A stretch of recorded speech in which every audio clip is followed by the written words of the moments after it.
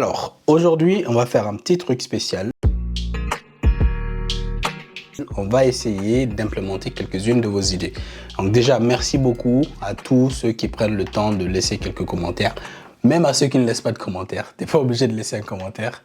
C'est gentil. Déjà, de suivre cette aventure-là, ça me fait déjà très plaisir. Donc, toutes vos idées, je les note, je les vois. Je les note quelque part dans ma tête et on va essayer de les implémenter au fur et à mesure. Ce qui sont possibles de faire, bien sûr, on va les faire. La première idée est de Flydexo. Donc, qui dit, petit conseil, l'horaire par défaut devrait être fermé. Le non défini ne fait pas tellement sens. Tu peux juste détecter le fermé quand tu n'as pas d'horaire. Je pense qu'on peut faire ça. En plus, lui, c'est sûr que c'est un informaticien. C'est sûr que c'est un développeur parce que là, typiquement, il me donne l'algorithme à faire. On va essayer de faire ça rapidement, ça devrait aller vite. Donc en gros, typiquement, c'est ça quoi. Donc ça, c'est une nouvelle entreprise qui a été créée pour laquelle je n'ai pas encore défini les horaires et c'est pour ça que j'ai mis non défini partout. Donc il dit que ça n'a pas de sens. Si je n'ai pas d'horaire, je mets que l'entreprise est fermée et le propriétaire pourra toujours revenir dans les modifications et modifier les horaires. On va essayer de faire ça. Ça devrait aller vite si je retrouve la page. Donc on va aller dans compagnie page? Non, c'est Company Detail Page. On va commencer par là. Et le widget, c'est celui-là. Company Schedule. C'est là que je gère les horaires. Et c'est ici. C'est ici. Donc, typiquement, je dis que si je n'ai pas d'horaire, je mets non défini. Donc là, en vrai, donc, il suffit de mettre ici fermé, quoi. Et voilà, ton ticket a pris exactement 2 secondes. Non, c'est pas encore fini, hein. Il y a quelques trucs à faire. Déjà ici, je pense que vu que j'ai fermé et fermé ici, je peux les regrouper en un truc.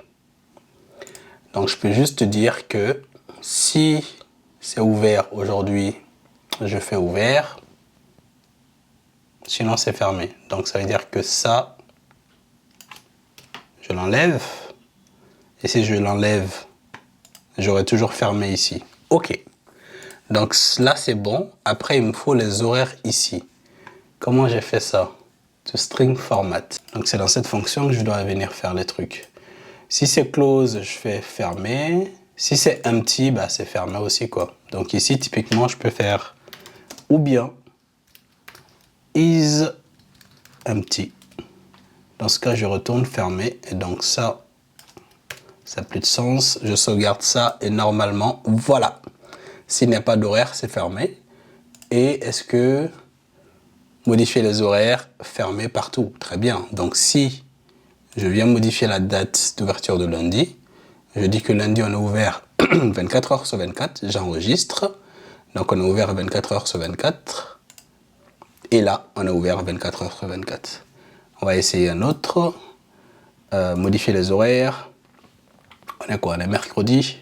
Donc mercredi, on va dire qu'on est ouvert de 9h à 15h. Non, de 9h à 17h30. Confirmé. Et j'enregistre ça. Mercredi, on est ouvert de 9h à 17h30. Et si je reviens en arrière, 9h, 17h30. OK, donc ce ticket est validé. Ensuite, on a TNK Taliaba. Je sais pas, désolé si j'ai pas bien prononcé. Donc, qui me propose d'utiliser les time pickers natifs pour la sélection des heures. Cela permet d'utiliser le côté natif des mobiles à la place d'un pop-up. Et tu as complètement raison. Ensuite, il a dit quoi? Pour l'insertion en base de données, je le trouve correct, mais essaie de limiter les heures d'ouverture à matin et soir. OK. Par contre, matin et soir, je suis pas sûr que juste permettre de dire à la personne qu'on est ouvert le matin ou le soir, ça laisse plus de flexibilité. Typiquement, si je dis qu'on est ouvert le matin, est-ce que ça veut dire que vous êtes ouvert à partir de 9h jusqu'à midi ou bien de 7h à midi? Je pense que ça enlèverait plus un peu de détails, je pense, que de lui permettre de vraiment saisir les horaires. Par contre, sur cette partie-là, tu as complètement raison. Utiliser le time picker natif, mais c'est quelque chose que... Est-ce que c'est méga pertinent de le faire tout de suite? tout de suite, je suis pas sûr que ce soit méga pertinent. Mais c'est une très bonne idée. C'est une très bonne idée que je vais noter. Je vais le noter tout de suite, tiens. Comme ça, on va pas l'oublier. Trello, il doit être ouvert. Je vais les mettre dans les backlogs. Non, on va créer un nouveau board et on va l'appeler idée YouTube. Donc ça, c'est des idées qui viennent de vous. Et alors, idée YouTube, c'est où? Il me l'a foutu ici. Et là, le premier, on va mettre ça. Et une autre idée de la même personne. Merci beaucoup. Donc, il dit que pour la partie divertissement, le mieux est de lister les dernières entreprises ajoutées dans cette catégorie. S'il n'y a pas d'entreprise de divertissement, tu enlèves la partie catégorie de la page d'accueil, mais tu peux laisser divertissement en haut sur le scroll horizontal. Et si tu cliques sur cet onglet, tu affiches un dessin et un bouton qui dit qu'il n'y a pas d'entreprise. Et je propose à la personne de créer une entreprise. Excellent, j'adore l'idée. En gros, pour ceux qui n'ont pas suivi, il dit que là, si on n'a pas d'entreprise, j'enlève complètement cette section divertissement parce que c'est toujours mieux de ne rien afficher que d'afficher un cadre blanc, vide en fait. Et ensuite, dans l'onglet divertissement ici, si je n'ai pas d'entreprise de type divertissement, je lui mets un texte, il n'y a pas d'entreprise, et je lui mets un bouton pour lui proposer de créer une nouvelle entreprise. Ok, on peut faire ça. Et ça aussi, je pense que ça devrait aller très très vite. Si je viens dans Discovery Page, on va faire le test avec divertissement. Donc si je vais dans la section divertissement, c'est où divertissement déjà? Commerce, santé, divertissement, c'est ici. Ok, en fait c'est pas dans la section divertissement, c'est dans toutes les sections vu que ce sera exactement la même chose pour tout le monde. Donc je vais dans la base des données et pour le moment j'ai une entreprise de type divertissement. On va changer le type pour que dans divertissement je n'ai rien du tout. On va faire un filtre, rechercher par type et type égale entertainment. Normalement je dois en avoir un, il est là. Et on va changer le type, on va le mettre à commerce. Mettre à jour. Ah, faut que je le retrouve son ID parce que j'ai pas envie de le perdre. Ouais. Je vais prendre son ID, comme ça je pourrai le retrouver facilement après. Donc, si je rafraîchis ça, je n'aurai normalement plus de divertissement. Donc là, typiquement, je n'ai plus d'entreprise de type divertissement. Donc, au lieu d'avoir ce bloc vide, on va carrément l'enlever. Et ça aussi, normalement, il me suffit de faire un petit contrôle ici.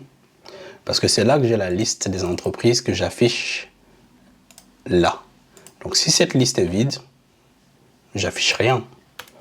Donc ici, typiquement, je peux faire business list is empty. J'affiche un size box qui est un espace vide. Sinon, j'affiche ça. Est-ce que ça a disparu? Ça a disparu, mais ça m'a mis ces spacers là. Ça veut dire que les spacers, il faut que je les mette dans ce widget.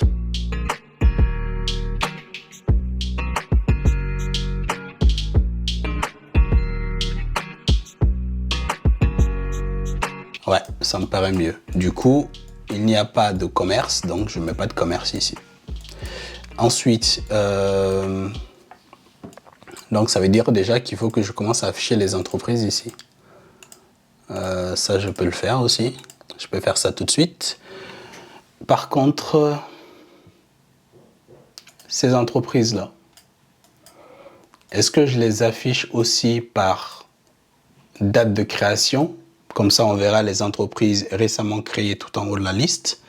Ou bien, je les trie aussi par priorité, comme ce qui est fait dans l'onglet découverte.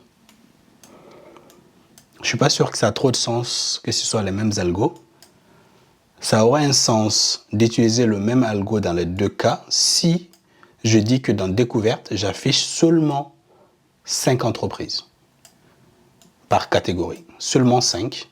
Ici aussi, santé, seulement 5 ou 3, peu importe le nombre, hein, mais pas toutes les entreprises, quoi. Et ici, dans restaurant, là, tu verrais toutes les entreprises de type restaurant. Pour de vrai, je ne sais pas du tout.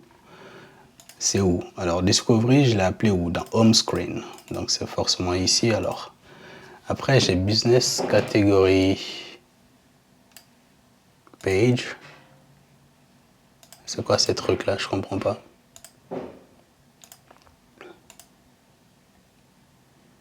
Ah. Divertissement, je l'ai fait comme ça. Et Business Category Page. Ah, ok. Et je lui passe une liste de business, tout simplement, en fait. Ok. Ce serait bien que je lui passe, même pas le... Ouais, parce que j'ai déjà un provider. Bon, ça, c'est des choses que j'ai faites il y a quelques temps déjà. Donc ici, ce serait bien que je lui passe le type d'entreprise que je vais afficher ici. Et là-dedans, on va juste aller appeler le provider. Ok, on va faire ça.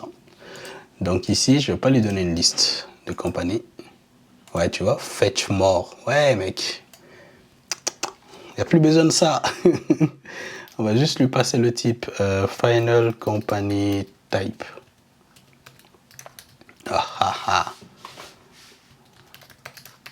Company Type, Type. Business List. On n'en a plus besoin. Require this, that. Pourquoi ne me propose pas? Ah, c'est Type. OK. Et donc, dans Home Screen ici, c'est pas Business List. C'est Type. Et le premier, c'est Restaurant. Mais l'ordre, je pense que ça va changer. On verra. Je pense que Santé, ce serait pas mal de commencer par Santé. Mais on verra. On va changer l'ordre après. De toute façon, c'est pas important. Donc ici, je fais Company Type.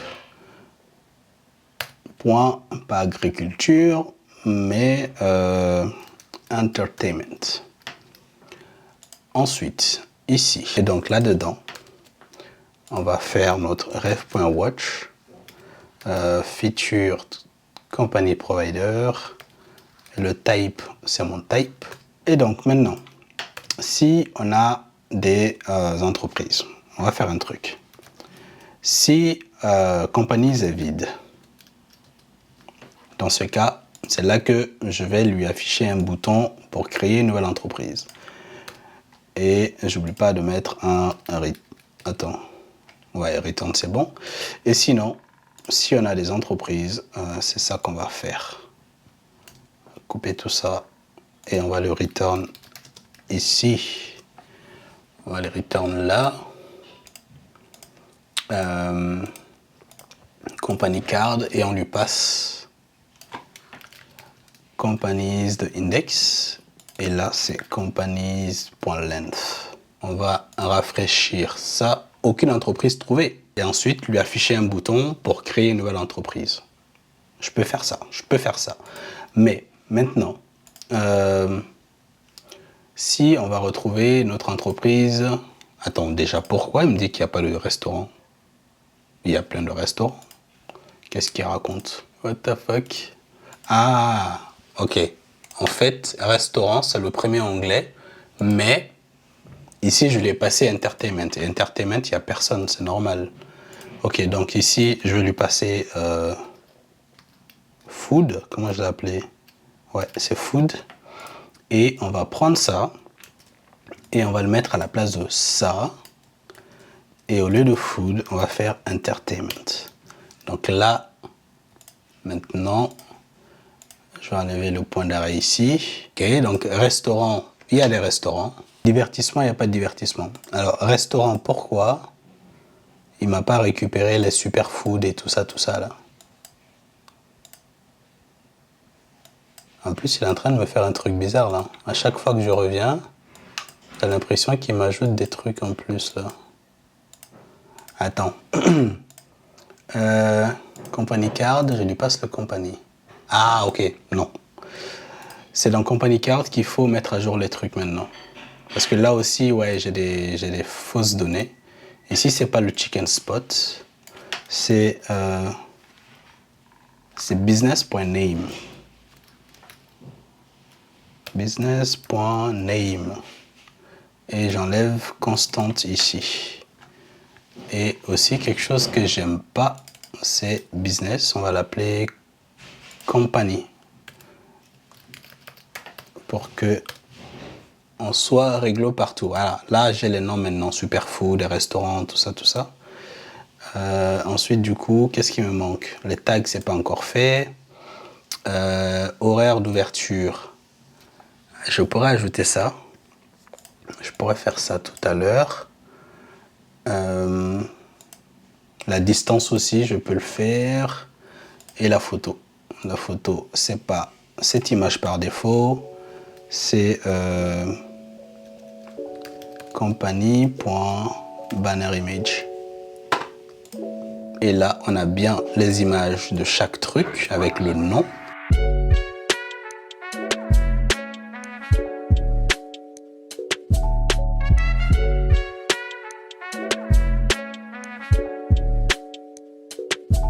Ah.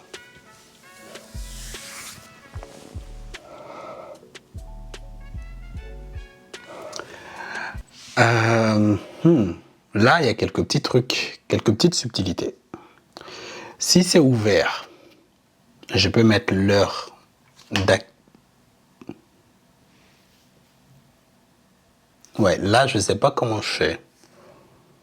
Est-ce qu'en dessous, je mets la date, par exemple, lundi fermé, ou bien lundi 8h15, midi 45, ou bien, si c'est fermé, je mets que ça ouvre à telle heure. Ouh. Ça fait que c'est un peu plus compliqué que prévu là. Hein. Je pense que ce que je voulais, c'est juste dire si c'est ouvert maintenant ou si c'est fermé. Le problème, c'est que si je mets juste que c'est fermé, la personne peut penser que c'est une entreprise qui est vraiment fermée. Alors que si tu cliques dessus, tu as le détail et là, tu verras vraiment c'est ouvert de tel jour à tel jour ou de fermé de tel jour à tel jour. Mais si je mets juste fermé ici, on pourrait penser que c'est une entreprise qui est vraiment fermée. Et je n'ai pas envie que l'utilisateur pense ça. Je sais pas, il faut que je réfléchisse à ça. Ça aussi, je vais le noter. On va finir d'implémenter l'idée qu'on était en train de faire. Donc, divertissement, il n'y a aucune entreprise trouvée. Et je vais lui mettre un bouton en bas, créer une nouvelle entreprise. Ok, donc si il n'y a pas de truc, on va mettre une colonne. Il y aura ça d'abord, aucune entreprise trouvée.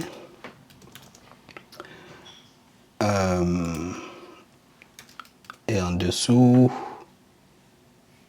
attends.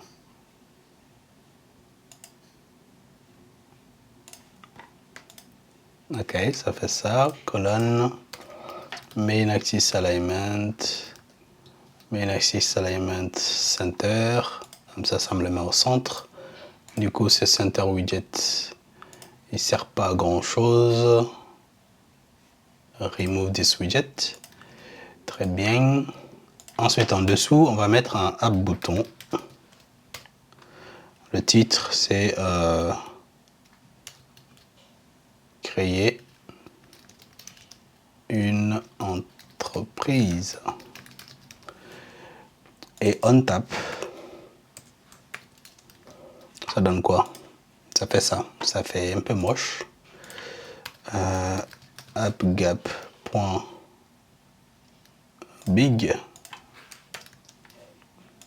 Ok, non, ça c'est trop. Regular. Et on va mettre ça dans un padding, tiens. Padding.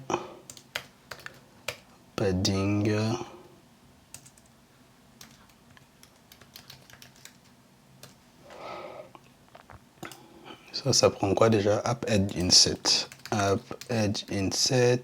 Point symétrique, horizontal.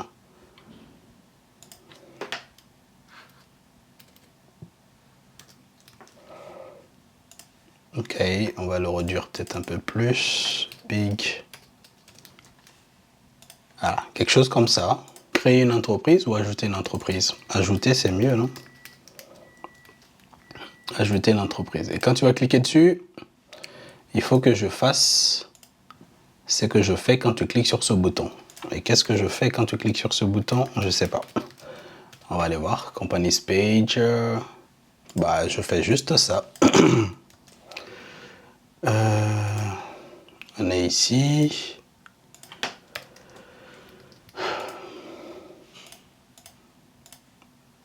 Je t'envoie sur la page qui te permet de créer une entreprise. Donc, si on revient dans divertissement, il n'y a pas d'entreprise. Si je clique sur ça, ça m'amène là.